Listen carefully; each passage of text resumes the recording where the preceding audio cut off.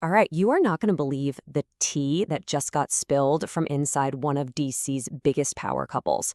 We're talking about Stephen Miller, of course. But this story, it's all about what his wife just told the world. And trust me, you are going to want to hit that subscribe button because you don't want to miss where this is going. So, we all know Stephen Miller, right?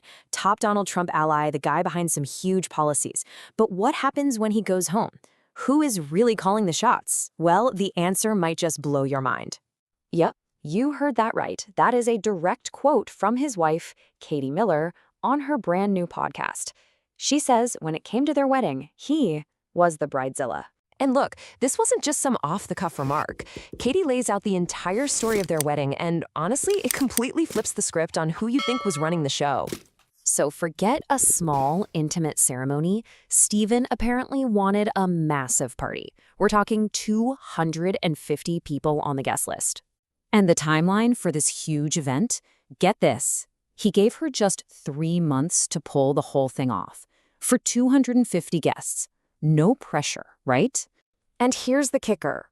While he was dreaming up this giant wedding bash, all Katie wanted was a simple trip to the courthouse. But she says, in the end, she planned his dream wedding. Turns out his whole Bridezilla thing really paid off. Katie actually said, thank God we did, because they got married just 2 weeks before the entire world went into COVID lockdown. Talk about a close call. So who exactly is the woman dropping all of these bombshells? Well, this isn't just some random tell-all. Katie Miller is a serious DC insider herself. I mean, she's a DC veteran, she was a top aide, she even worked with Elon Musk for a bit, and now her latest venture is podcasting, which is where all these juicy details are coming from. And her goal for the podcast is, pretty ambitious. She's trying to create a conservative answer to that mega popular podcast, Call Her Daddy. She's really trying to carve out a new lane in what's a very male-dominated space. Okay, so to be fair, she's got a bit of a climb. At the time of this reporting, her second episode had less than 400 views. But hey, you gotta start somewhere. But wait, the wedding tea was just the appetizer.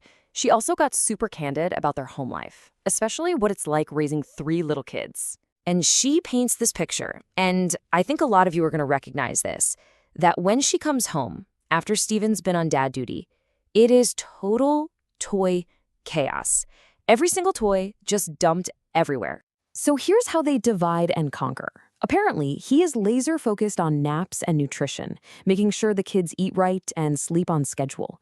But the cleanup? Yeah, that's not his department. That's all her. She literally describes her nightly ritual of going room to room late at night, making sure every single toy is put back home with their parts. As she says, that's just not her husband's skill set. Okay, so wedding drama and messy playrooms are fun and all, but this is where it gets really, really interesting. What does all this oversharing actually mean for politics? It makes you wonder, right? Is this a new strategy? Using these super personal, relatable home life stories to kind of humanize political figures who are otherwise pretty controversial. And that's really the bottom line here.